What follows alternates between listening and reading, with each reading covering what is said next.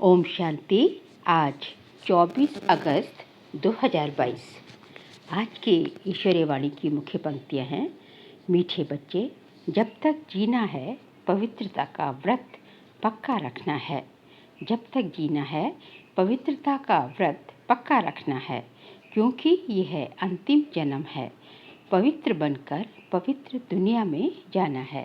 प्रश्न है, बाप का प्यार व अधिकार किन बच्चों पर रहता है? उत्तर है, जो अच्छी रीति पढ़ते और पढ़ाते हैं, सबूत देते हैं, उन पर बाप का सबसे अधिक प्यार रहता है। जो अच्छी रीति पढ़ने वाले हैं वही माला में पिरोएंगे। दूसरा प्रश्न है, भविष्य देव पद प्राप्त करने के लिए अपनी कौन सी जांच करनी है? उत्तर है, जांच करो देवी गुण धारण करने में कौन कौन से विघ्न आते हैं। उन विघ्नों को युक्ति से उड़ाना है। अपने को देखना है, हम पावन कहाँ तक बने हैं। कोई भी कांटा रुकावट तो नहीं डालता। गीत है, छोड़ भी दे आकाश सिंहासन, अब धरती पर आ जा रे। ओम शांति। भक्त भगवान को अर्थात बाप को बुलाते हैं, क्योंकि दुखी हैं। ये भी तुम समझते हो कि दुख के बाद सुख आना है जरूर। सुख था, अभी नहीं है। फिर बुलाते हैं कि आकर सहज राजयोग सिखाओ। सिखलाने वाला जरूर बाप चाहिए। बाबा समझाते हैं, जैसे तुम आत्मा गर्भ में आकर शरीर लेती हो, ऐसे मैं नहीं लेता हूँ। मुझे तो पतितों को पावन बनाना है, इसलिए मुझे बड़ा शरीर चाहिए। मुझे आना ही है पावन बनाने।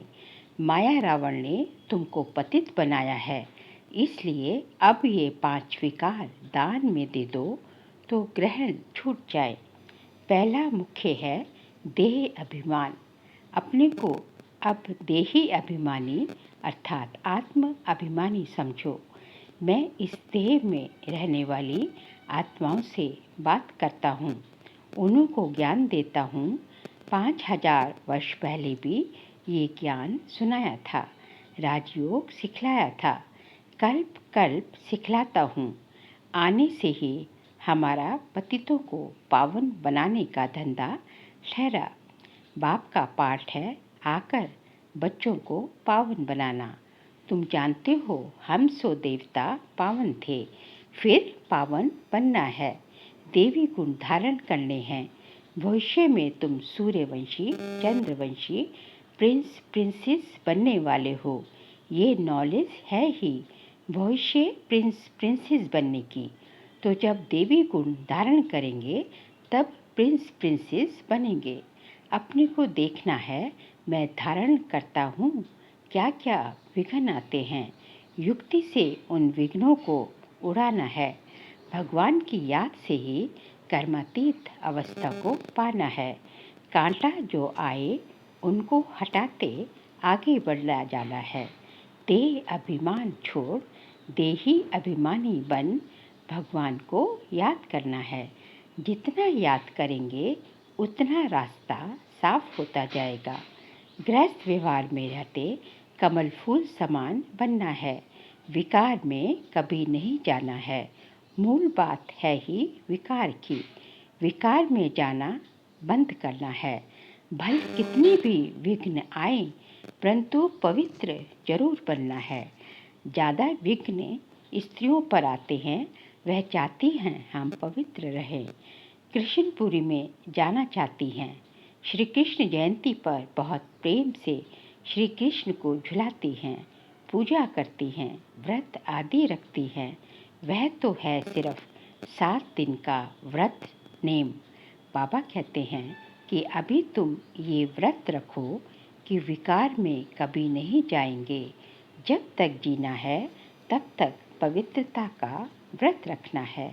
आगे बाबा कहते हैं, तुम जानते हो इस पुरानी दुनिया में अब ये हमारा अंतिम जन्म है। न सिर्फ हमारा बल्कि सारी दुनिया का अंतिम जन्म है। तुम तो समझते हो कि अब हम पवित्र बन पवित्र दुनिया में जाते हैं। दूसरा जन्म हमारा पवित्र दुनिया में होगा। वह हठयोगी सन्यासी कोई इस विचार से पवित्र नहीं बनते हैं कि ये हमारा अंतिम जन्म है। यहाँ तो मेहनत है। साथ में रहते हुए भी कभी विकार में नहीं जाना है। दोनों को व्रत लेना है। अबलाओं पर कितने अत्याचार होते हैं, वही पुकारती है। पुरुष कभी पुकारते नहीं हैं कि प्रभु लाज रखना, नग्न होने से बचाओ। ये माताओं की पुकार है। माताएं भगवान को पुकारती हैं कि हे बाबा, मुझे नग्न होने से बचाओ। ये वही गीता भागवत वाली बातें हैं। सिर्फ नाम भूल से श्री कृष्ण का लगा दिया है। श्री कृष्ण तो पतित पावन है नहीं। पतित पावन तो एक ही परमपिता परमात्मा शिव है। तुम समझते हो कि पवित्र बनने के लिए मारें भी खानी पड़ती हैं। कल्प पहले भी ऐसे हुआ था, अब फिर से हो रहा है। एक द्रौपदी नहीं, तुम कितनी द्रौपदियाँ हो। अनेक पतितों को पावन बनाना है। तुम माताएं निमित्त बनी हो पवित्र बनकर पवित्र बनाने। तुमको तो और ही ज़्यादा पढ़ाई पर ध्यान देना है। अपनी हमजीन्स को उठाना है। सन्यासियों का है निवृत्ति मार्ग, ये है प्रवृत्ति मार्ग। गृहस्थ व्यवहार में रह पवित्र बनना है। पढ़ना और पढ़ाना है जिससे ऊंच पद हो जाए। पढ़ाई है बहुत सहज। समझाना है भारत जो हीरे जैसा था, लक्ष्मी नारायण का राज्य था, अभी इतना गिरा क्यों है। हम आपको बेहद की हिस्ट्री ज्योग्राफी बताएं। फिर स्वर्ग कैसे होगा। मनुष्यों के तो ख्याल पे भी नहीं है। ये किसको पता नहीं कि लक्ष्मी नारायण जो पूज्य थे वही पुजारी बनते हैं। आप ही पूजे आप ही पुजारी। ये परमात्मा के लिए नहीं है। ये किसको पता नहीं कि जो पूज्य थे वही पुजारी तमो प्रधान बने हैं। पूज्य थे जरूर पुनर्जन्म लिया होगा। आगे बाबा ने कहा, बाप बैठ समझाते हैं सतयुग में जो आते हैं उनको पुनर्जन्म लेना है। हम सूर्यवंशी फिर चंद्रवंशी बने, अब ब्राह्मण वंशी बनते हैं, फिर देवता वंशी बनेंगे। जैसे इनको भगवान ने अडॉप्ट कर ब्रह्मा बनाया। कोई पूछे तुम कैसे बने, बोलो ब्रह्मा के मुख से परमपिता परमात्मा ने हमको अपना बनाया है। बाप ही पतितों को पावन बनाते हैं। अभी हम प्रतिज्ञा करते हैं पवित्रता की। बाबा को याद करने से ही हम पावन बनते हैं। बाप कृपा करेंगे। कृपा तो की है ना। परमधाम से पतित दुनिया में पतित शरीर में आए हैं। बाबा कहते हैं, अब मैं आया हूँ, जो सिखलाता हूँ वह सीखो। मुझे याद करो तो तुम्हें ताकत मिलेगी। विकर्म विनाश होंगे, इसमें आशीर्वाद की तो बात ही नहीं है। टीचर को कहेंगे क्या कि आप कृपा करो तो हम 100 मार्क्स से पास हो जाए। ये भी बेहद का टीचर है। पढ़ाते हैं। कोई को नॉलेज धारण नहीं होती है तो क्या करेंगे। टीचर सब पर कृपा करे तो सब पास हो जाएं। फिर तो राजधानी कैसे बनेगी। तुम बच्चों को तो पुरुषार्थ करना है। फॉलो करो माँ बाप को। बाप को याद करो और कोई उपाय है नहीं। नहीं तो बाबा को पुकारते क्यों हो। साधु संत आदि सब कहते हैं हमको दुखों से आकर छुड़ाओ। भारी संकट आने हैं। जब विनाश शुरू हो जाएगा फिर समझेंगे जरूर कहीं भगवान गुप्त वेश में है। श्री कृष्ण अगर होता तो सारी दुनिया में ढिंढोरा पिट जाता। श्री कृष्ण तो आ न सके, ये तो भगवान को ही आना पड़ता है। अंत तक बाबा को ज्ञान सुनाना है। आते ही हैं गुप्त रूप में। श्री कृष्ण तो हो न सके। निराकार पाप सभी का एक है। वह आए हैं पतितों को पावन बनाकर वर्षा देने। तुम्हारा भी फर्ज है सबको बतलाना। पूछना है परमपिता परमात्मा से तुम्हारा क्या संबंध है? बाबा को कितने ढेर बच्चे हैं। परमपिता परमात्मा का डायरेक्शन है कि एक तो मुझे याद करो और अच्छी रीति पढ़ो। बाबा को अच्छी रीति याद कर ऊंच वर्षा पाना है। बेहद की हिस्ट्री ज्योग्राफी तुमको समझाते रहते हैं। चित्रों पर भी तुम समझा सकते हो। भारत सतयुग में सिरताज था। सूर्यवंशी देवी देवताएं राज्य करते थे। फिर चंद्रवंशी राज्य हुआ, कला गिरती गई। ये भी तो देखना पड़े ना। पढ़ेंगे अच्छी रीति तो सीखेंगे भी, पढ़ेंगे नहीं तो नापास हो जाएंगे। सावधानी कौन दे? आजकल माया असावधान करने वाली बहुत है। यहाँ झूठ छिप नहीं सकता। कोई विकर्म करेंगे तो वे जमा होता जाएगा। पाप या पुण्य जमा तो जरूर होता है, उस अनुसार ही दूसरा जन्म मिलता है। कोई भी पाप करेंगे तो जन्म भी ऐसे ही मिलेगा। इसलिए बाबा कहते हैं, कोई पाप करते हो तो झट बतलाओ। ऐसे नहीं कि ईश्वर तो सब जानते हैं, बाबा को बतलाना पड़े। इस जन्म में जो पाप कर्म किए हैं वह आत्मा जानती है। सब कुछ याद रहता है कि हमने क्या क्या काम किए हैं। बाप दादा को बतलाओ कि हमने क्या क्या किया। मुख्य बात है विकार की। चोरी करना, ठगी करना, वह तो छोटी छोटी बातें हैं। मुख्य है विकार की बात। काम महाशत्रु है। विकार में जाने वाले को ही पतित कहा जाता है। इन विकारों पर पहले जीत पानी है। तुम्हारा दुश्मन ही रावण है जो पतित बनाते हैं। हमारा दुश्मन है विकार। अब पावन बनने के लिए भगवान को याद करो। बाप का बनकर और फिर विकार में गिरे तो चोट बहुत लगेगी। पहले तो देह अभिमान छोड़ना है, फिर काम महाशत्रु है। सारी युद्ध है इस पर। तो ये सब बातें समझकर फिर औरों को समझानी है। बाबा पूछेंगे, तुमने कितनों को सच्ची गीता व सत्य नारायण की कथा, अमर कथा सुनाई? पाप आत्माएं तो ढेर की ढेर हैं, तो ये भी पोता मेल बताओ, तब समझे तुम ब्राह्मण बने हो। कितने को आप समान बनाया है।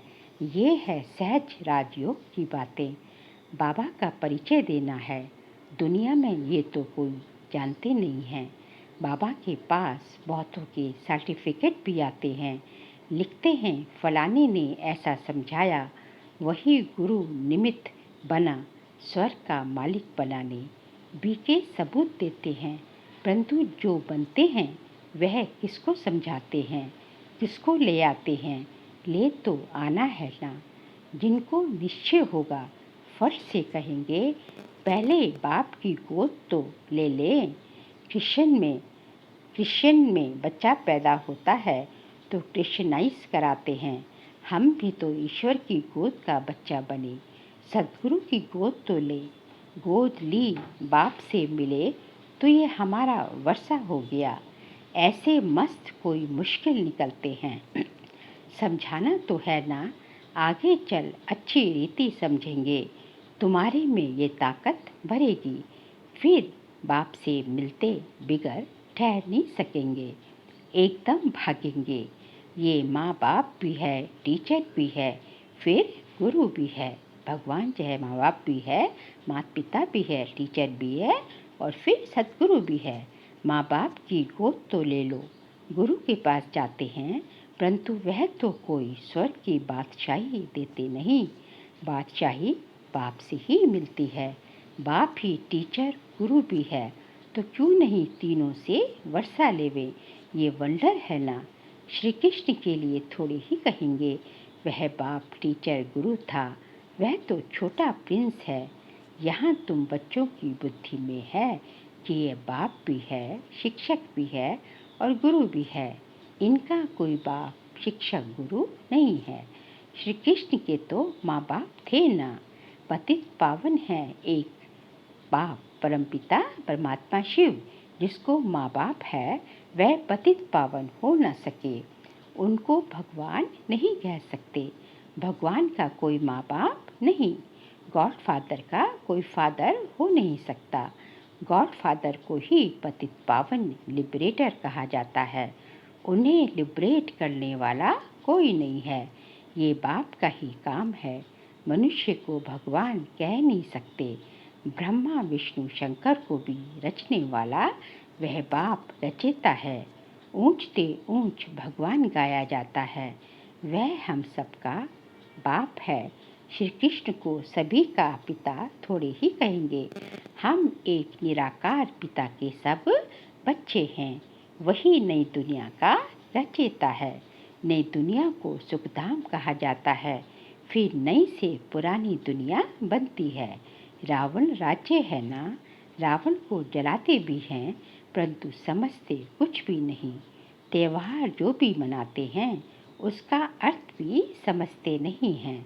बाबा बैठ समझाते हैं, तुम्हारा ये बहुत जन्मों के अंत का अंतिम जन्म है। रावण का भी अभी अंत है। फिर सतयुग में थोड़े ही बनाएंगे।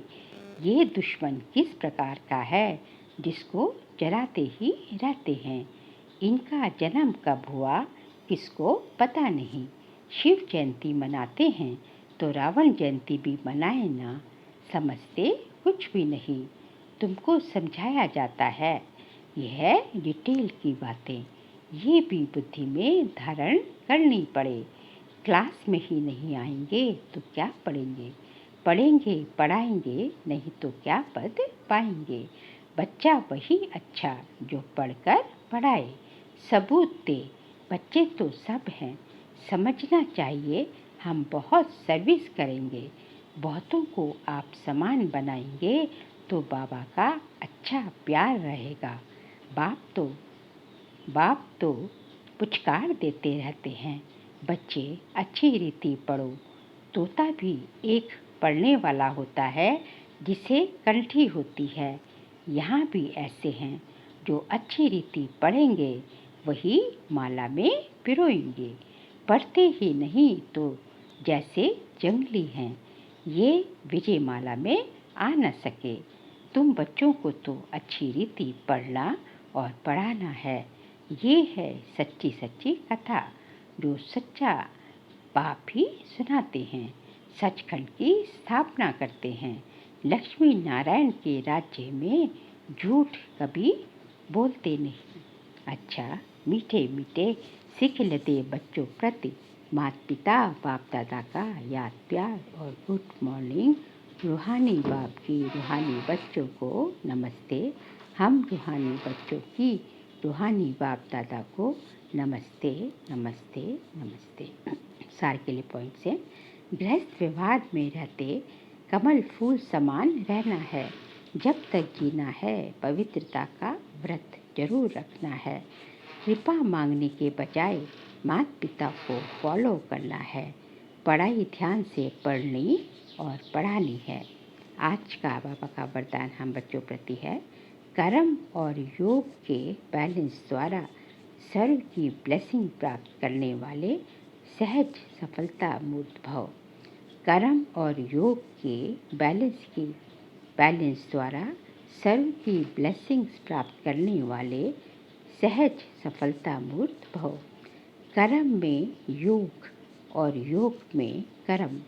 ऐसा कर्म योगी अर्थात श्रेष्ठ स्मृति, श्रेष्ठ स्थिति और श्रेष्ठ वायुमंडल बनाने वाला सर्व की दुआओं का अधिकारी बन जाता है।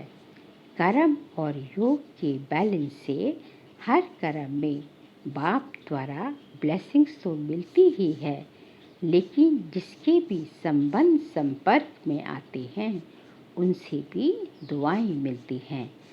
सब उसे अच्छा मानते हैं। ये अच्छा मानना ही दुआएं हैं। तो जहाँ दुआएं हैं वहाँ सहयोग है और ये दुआएं व सहयोग ही सफलता मूर्त बना देता है। आज का स्लोगन है, सदा खुश रहना और खुशियों का खजाना बांटते रहना, यही सच्ची सेवा है। सदा खुश रहना और खुशियों का खजाना बांटते रहना, यही सच्ची सेवा है। बाबा कहते हैं कि यह सच्ची सेवा का अर्थ है कि तुम स्वयं भी सदैव खुश रहो और दूसरों को भी तुमसे जो है हमेशा खुशियाँ ही मिले, उनसे तुम्हें जो है खुशियों की ही प्राप्ति हो। आपका खुशनुमा चेहरा जो है स्वतः ही सेवा के निमित्त बनता जाता है। अच्छा, ओम शांति।